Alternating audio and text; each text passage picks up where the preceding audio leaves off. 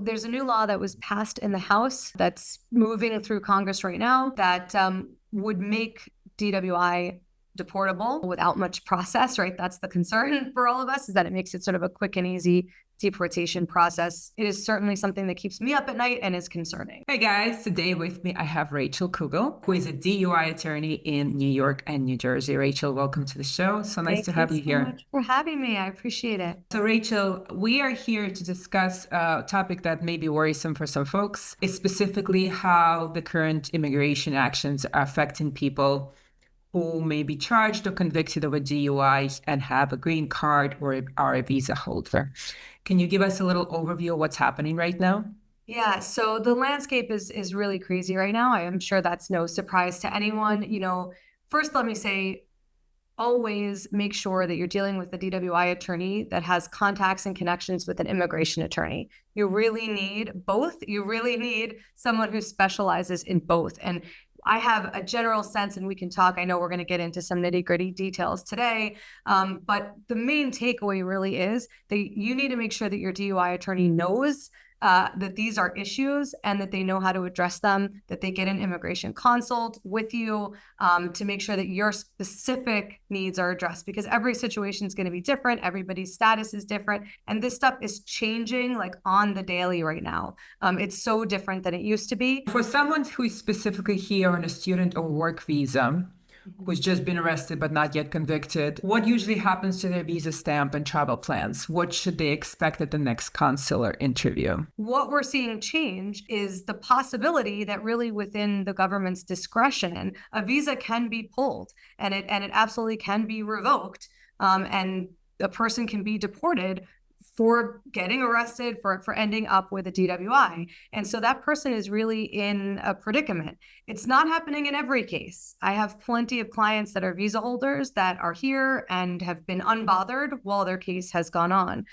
The point is that if the government wanted to, they could now, right? And they're exercising that with much more frequency than they used to. Just know that there are real risks associated with having a visa because you have a lot less process, at least on the immigration side, than people with other statuses would have. And it is possible that something like a DUI can have that visa revoked without much notice at all, actually. The first thing is recognizing that if you have a green card and you get a DUI, it used to be not an issue, no problem. Now, in most instances, we still think that's no problem, but there are laws that are changing considerations about that. And I think people need to be concerned about that. As long as you're not a US citizen, you need to be worried about these changing laws. You do not leave the country if you're not a citizen without at least confirming some stuff with both your criminal attorney and an immigration attorney. Because these things are changing every day, it's possible someone with a green card could leave the country, go visit their sick grandmother out of the country or something. And when they return, something has changed in the interim. This DUI they had 10 years ago that they thought was no big deal is now a big deal. They're now either not let back into the country, or they're given sort of the second line of interviews and held at the airport. So if you're not a citizen, you got to be thinking about these things proactively before you make certain steps. People that have a green card that they want to turn into a citizenship. It used to be, again, a single DUI, not a huge issue. At most, what it would do would sort of not derail their citizenship application, but maybe set it back. Possible that a DWI or DUI could be seen as, as a bar under that good moral character, or a break in that good moral character. Immigration looks at the 5 years preceding that citizenship application.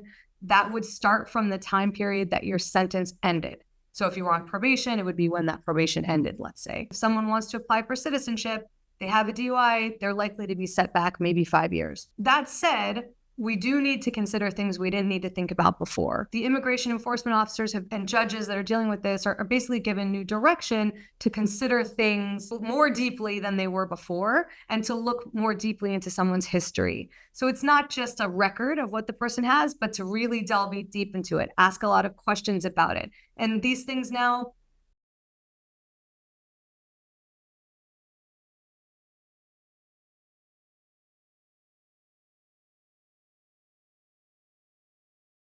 both a criminal attorney and an immigration attorney because you're asked questions at those interviews. Your answers to those questions could hurt you. Most of these things, in order to be deported or removed, what they're looking at, or barred, right? What they're looking at is there a crime of moral turpitude?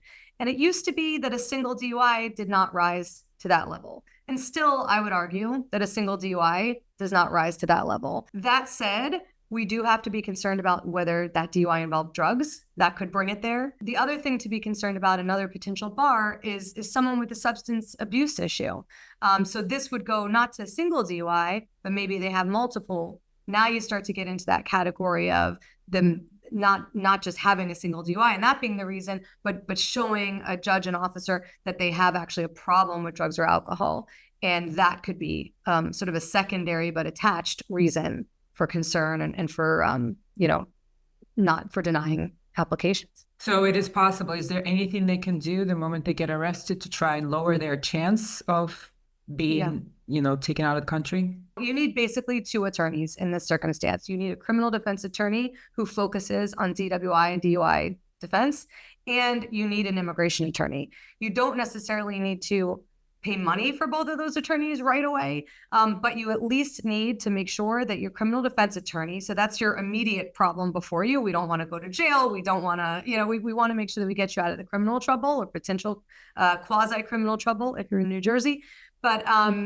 But we need to know that we are bringing in an immigration attorney because these things are changing. Would you say people who've gotten convicted, let's say 10 years ago or a period of time ago, should get back in touch with their criminal attorney and review these cases before they do anything else? If you are not a citizen and you have the means to become a citizen, you have a green card and you've just been kind of sitting on it. Maybe you don't feel like you want to hire an attorney, spend the money, get naturalized. If you have the means to become a citizen, do it. Get that immigration attorney and do it. If you need a referral, call me. I have great people that we work with all the time. Get an immigration attorney and become a citizen if you can. Because, once you're a citizen, you're in great shape, right? And these issues are no more of a concern anymore. There's two different statutes in New York. One statute subsection is 1192-2 and 3. Those are both misdemeanors.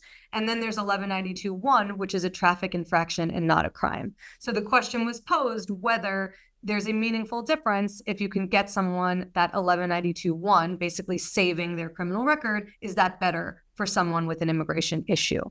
And my answer to that is sort of.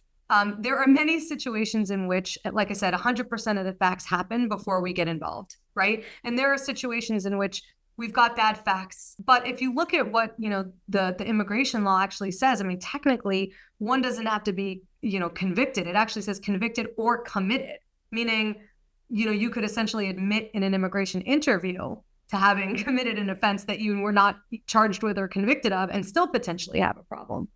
And federally, there is no kind of non-criminal federal version of DWI. So the difficulty here is, it used to be that we always thought that an impaired was better. We always thought that as long as someone, wasn't incarcerated for a period of time over 30 days or something, that was better. There were certain kind of tick boxes that immigration attorneys would tell us as defense attorneys, this is what you're kind of going for.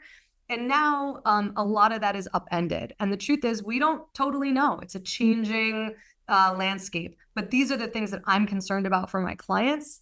And this is kind of how we're handling them, right? If I can get somebody a non-DWI outcome, I think that's a better, safer outcome. If I can't get that, then a non-criminal is certainly preferable. But, on paper, it's still potentially a problem if you get kind of caught up in the system or you get in front of an officer at immigration who, wants to go that route with you. So there's a new law that was passed in the House that's moving through Congress right now that would make DWI deportable. It is definitely of concern because it makes it deportable without much process, right? That's the concern for all of us, is that it makes it sort of a quick and easy deportation process. And therefore is worrisome. My gut says that piece of it is unlikely to get to the end result, But while it's still out there, it is certainly something that keeps me up at night and is concerning. And it's something everyone should be worried about. And until we know kind of where it's headed, the best advice I can give people is become a citizen if you can, spend the money and do it. If you have that ability, if you're right in process and it was just about kind of sitting on it, not a big deal right now. I have a green card. It used to be that green card felt like almost a citizen, basically a citizen, except you couldn't vote maybe. Other than that, you were like good to go and safe. That's a little bit in question right now. And because of that, if you can become a citizen, do it. My other piece of advice, if you're not a citizen, don't leave the country without speaking to attorneys, immigration and or criminal, to make sure that you're in good shape when you return, that nothing changes in the interim.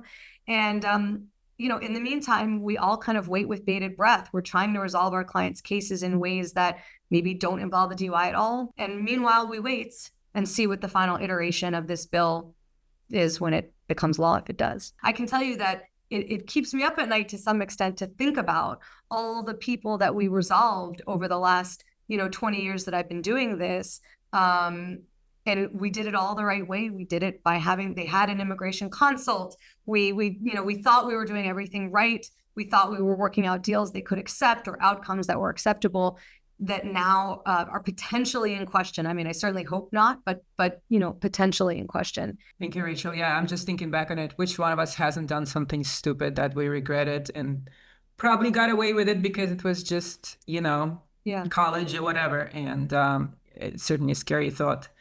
Well, I appreciate you coming in the show for this very cheery topic.